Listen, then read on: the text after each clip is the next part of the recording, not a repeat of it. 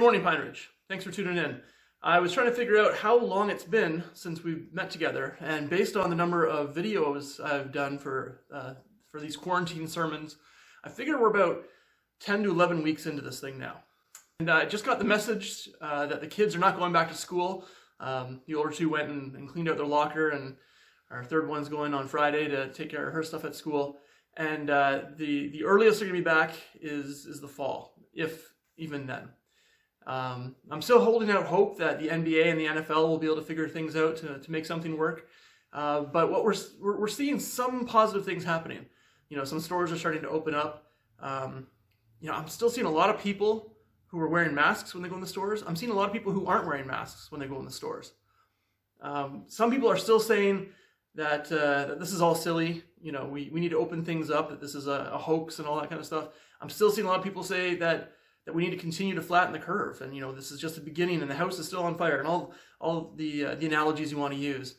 I remember when all this started a couple months ago that I asked my parents. I said, "Are you worried about this?" And they answered with a verse from the Bible. They answered with Matthew chapter 6, verse 27. Basically, they said, well, they paraphrased it. They said, "Can all your worries add a single moment to your life?" Basically, they were saying that they trust God. At the same time, they've been careful about how they've been living during the pandemic. So, just to clarify, they're taking precautions, but they're not worried because they believe that God is in control. And I think we could all learn from that. And today's message actually fits in really well with that. Today's message confirms what they're saying. We are finishing up today our series called Isolated Faith. Daniel is a much bigger book than we're tackling here.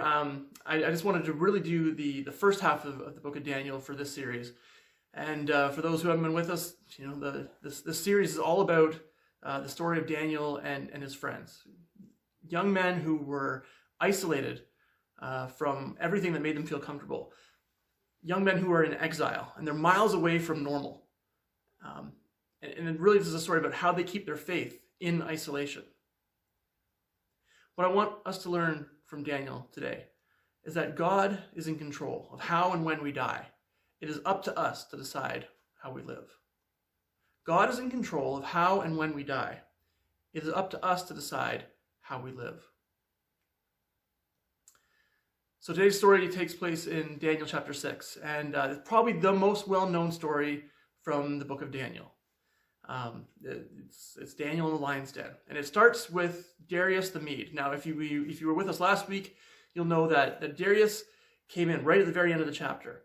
The Medes and Persians took over from the Babylonians, and Darius the Mede is someone who does not show up in secular history, or at least not by the name Darius the Mede. And so some people think that this is a nickname for Cyrus the Great. Some people think, and I tend to think that Darius the Mede was an actual person, but maybe we know him as a different name, that he was really Cyrus's second in command and placed as king over Babylon with Cyrus, a level above him. At any rate, the Medes and Persians have now taken over, and they're doing a little bit of house cleaning. Darius the Mede is doing some administration, and what he decides is it's a big position he's been given, and he wants to split it up. And so he splits it up among 120 people, 120 high officers to take care of 120 provinces. But then even that's a lot of people to look after. So he does what's really a wise thing, and he chooses 3 men to oversee all of them. And so it's kind of like a pyramid. Maybe Cyrus is at the top, then him, then these 3 high officers, and then all the administrators below that. Daniel is chosen as one of those 3. And what we see, or what the text tells us, is that because Daniel is such a gifted man, he quickly rises above the other 2. And Darius is right at the point where he's about to promote him over everyone else. And the other guys get jealous. So out of jealousy, the others look for a way to basically throw him under the bus. But they can't. They can't find a single thing wrong. They go through his entire history of how he's lived his life as a worker in Babylon, and they can't find anything wrong that he's done. And so they decide that they have to look at his religion. I wonder how many of us could say the same thing. I mean, I wish that could be true about me. That if you looked at how I live my life, you couldn't find a single thing wrong with it.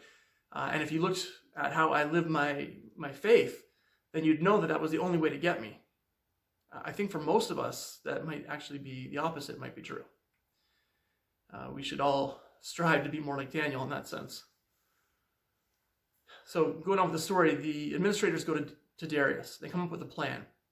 And they say, basically we want you to make yourself a god for a month. In some sense, Babylonians all thought that their kings were gods. But this is probably a good plan for Darius, in a sense. He wants to consolidate his power. He wants people to understand that he is in control. And so these administrators come to him, and maybe they're playing on his pride. Maybe they're just saying, this is a wise thing for you to do. But basically, the plan is this. Everyone has to pray to you as their God for the next month. And no one is allowed to pray to anyone else except you as their God. So you can see why this would appeal to someone like Darius. If basically the administrators say, if anyone doesn't go along with this, they're going to be a problem later on. So Darius agrees to make this the law. And the laws of the Medes and Persians were irrevocable. Which seems crazy. I mean, if you could make a law, how come you can't break a law? But in some ways, it kind of makes sense. If they're saying that their kings are actually gods, then the gods can't make a mistake. And if you take it further, if you change this law, well, then what about the other law? And people could start to say, well, if you're not going to be serious about all your laws, then you don't have to be serious about any of your laws. All that to say that it was such that they were not allowed to change their laws once they were made. And so we go to verse 10. It says, "But when Daniel learned that the law had been signed, he went home and knelt down as usual in his upstairs room. With its windows open toward Jerusalem, he prayed 3 times a day, just as he had always done, giving thanks to God." Now understand, for Daniel, nothing had changed. He didn't pray less in fear of the king. He didn't pray more to spite the king. He simply continued to do what he has always done. Daniel wasn't willing to let a law come between him and his faith.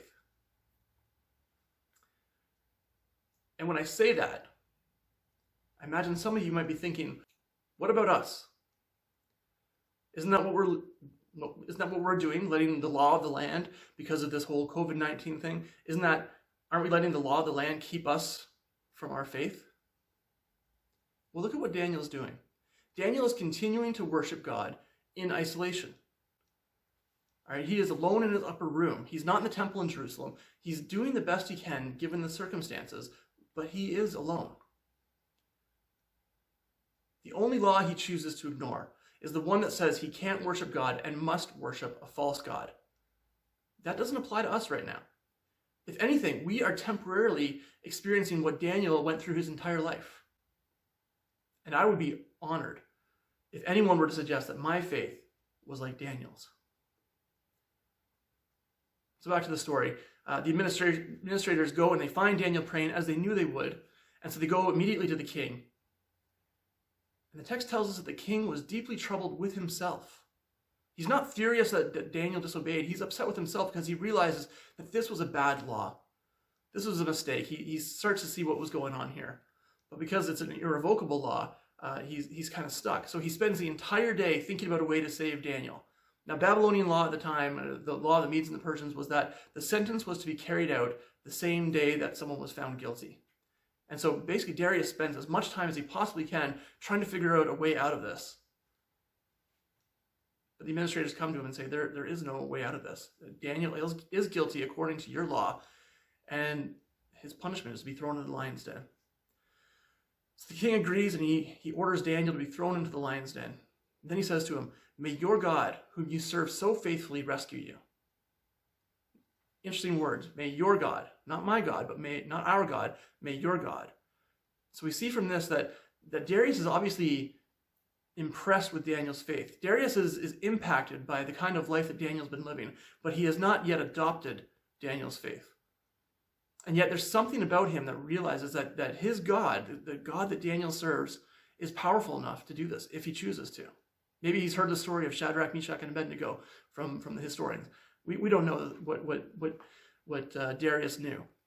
All we know is that he says this thing, and maybe it's in a sense of, may the force be with you kind of a thing, or, best of luck, best wishes, hope things go well for you, without too much behind it. But really, this is a prophetic message without him knowing it. May your God, whom you serve so faithfully, rescue you. So we get to verse 17. It says, a stone was brought and placed over the mouth of the den. The king sealed the stone with his own royal seal and the seals of his nobles, so that no one could rescue Daniel. They wanted to make sure that he was in there and in there for good. Then the king returned to his palace and spent the night fasting. He refused his usual entertainment and couldn't sleep at all that night. Maybe he was praying. Maybe he just couldn't eat. Who could eat at a time like this? That kind of thing. All we know is that he's really upset about this. So very early the next morning, if you can't eat, you can't sleep, it's easy to get up early in the morning. The king got up and he hurried out to the lion's den. When he got there, he called out in anguish. He doesn't have a lot of hope here. He doesn't have the same kind of faith that Daniel has. He calls out in anguish. He says, Daniel, servant of the living God, was your God, whom you serve so faithfully, able to rescue you from the lions? And Daniel answered, Long live the king. My God sent his angel to shut the lions' mouth so they would not hurt me. For I have been found innocent in his sight, and I have not wronged you, your majesty. The king was overjoyed and ordered that Daniel be lifted from the den. Not a scratch was found on him, for he had trusted in his God. Darius then orders the men that accused Daniel to be thrown in along with their families. And that seems harsh, but it was standard practice in ancient Babylon. And you can understand why it would make sense. If you leave the children of the person you executed alive, they may harbor a grudge and come after you later.